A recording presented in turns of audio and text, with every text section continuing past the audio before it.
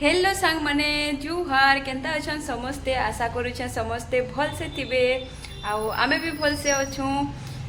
तो आजिर ब्लॉग रे काଣା देखमा सबे भाबुथिबे ना आउ मुई बहुत दिनो रेसिपी नि आनबार बेले आज गुटे रेसिपी आनिकरी आइछे। तो आमर घरे बनैथिले चाउल पापड़ केंतारी बनैथिले पूरा वीडियो रे देखमा आउ बहुत इजी माने बनाबाटा आउ बहुत सहज भी लागसी। सो केंतारी बनैथिले चलो वीडियो रे देखमा। माँ पहला आधा केजी चाउल के इटा बतरे थिले माने 7 ରୁ 8 घंटा बतरे देबे माने एंता राती बतरे करी सखाले बनाले बेसी भल हेसी आ इटा खरा हेतिले एखा बनाले बेसी भल हेसी सेथि लागि आ इथिरे सुखा मिर्चा भी केतेटा पकै देइछन आ इटा के ग्राइंडिंग कर देबे आ इतार पेस्ट बनै देबे।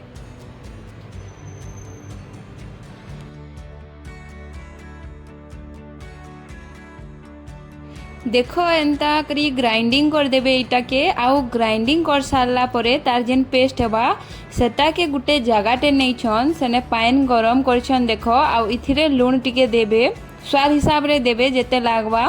इटा आधा केजी चाउल के बना होचे बेले से हिसाब रे पाइन दिया हिचे आपण माने देखि गिरी बनाबे। देखो इन लूण दिया हला तारपरे जेन पिठोटा बटा हेइछे सेटा के इटा इथिरे देबे। देखो एंतारी पिठो देखो एंता पाइन ही थिबार अच्छे टिके आउ इटा के ई गरम पानी रे एंतारी घाटबे माने एंता घाटू थिबे ना हले इटा ढेणा हे जैसी सेथिर लागि बढ़िया जेंता करी सिझी पारबा हेंता टिके पाइन देइथिले बहुत बढ़िया हेसी। तारपरे इथिरे देउछन इटा बेकिंग सोडा माने जेन आमर कुकिंग सोडा आइसी सेटा दउछन फुलवा पापड़ सेथिर लागि। देखो एंता देई करी इटा के एंता गुटे हाथे एंता बुलौथिबे ना हले इटा जमी जीवा सेथिर लागि। देखो एंता करी इटा के घाटू थिबे आउ धीरे धीरे देखो इटा मोटा हे आसला न बोले चाउल पिठोटा आमर सिझी गला न। एबे गैस के बंद कर दउछन मा तारपरे इटा के देखो एंता टिके तार हेबार अच्छे माने बेसी मोटा नहीं बेसी पतला नहीं आउ इथिरे देइछन इटा सौंफ दउछन माने जेन आमर पानमुहुरी सेटा दउछन। तारपरे इथिरे देबे टिके कला जीरा पापड़ भल दिसी सेथिर लागि आउ बढ़िया टेस्ट भी आइसी सेथिर लागि सौंफ आउ कला जीरा इटा ऐड करिछन आउ इटा के एबे घाटी देबे भल से। देखो एंता तारपरे देखो बेसी किछि करानी पड़े एबे गुटे चम्मच टे नहीं करी चम्मच रे देखो एंता माने जेन डुआ थीसी आमर सेनो गुटे गुटे डुआ करी करी दे देबे ना हले चम्मच रे एंता दे पारबे। देखो एंता गुटे चम्मच रे एंता टिके माने पतला करी देला जेंता जेंता गोल पापड़ बनासन सेंता टिके टिके एंता गोल करी करी बनौछन। देखो सांग माने केते बढ़िया हेइछे एंता करी एखा बनासन आउ इटा सुखी गला परे पतला हे जैसी। देखो एंता यदि धीरे धीरे सबू बने पकाले केते इजी। देखो गरम थीसी बाकी नॉर्मल मीडियम माने जेन आम टेम्परेचर रे आसले सेते बेले इटा बना जैसी। इटा माँ घरे कपड़ा रे बनौछन सिफन साड़ी रे आपण माने चाहेबे बोले जरी रे भी बने पारबे आउ जरी रे बनाले बहुत खुली हेसी माने इजीली माने सेटा खुली जैसी तारा पे बाकी कपड़ा रे बनाले तार भी गुटे प्रोसेस अच्छे।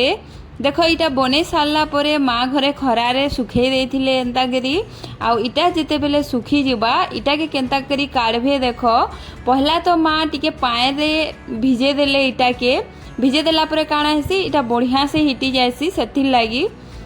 देखो तारपरे जेन उदा हिथसी ई पापड़ के फिर से खरारे सुखे देबे। इनो मुई से वीडियोटा ऐड करी नहीं पारी से क्लिपटा बाकी इटा के देखो एंतारी काढ़ी सारला परे गुटे जगह रे सुखे देबे खरारे माने गुटे परला हो कि जेन जगह भी थालीटे हो सेनो सबू देबे आउ एंता सुखे देबे।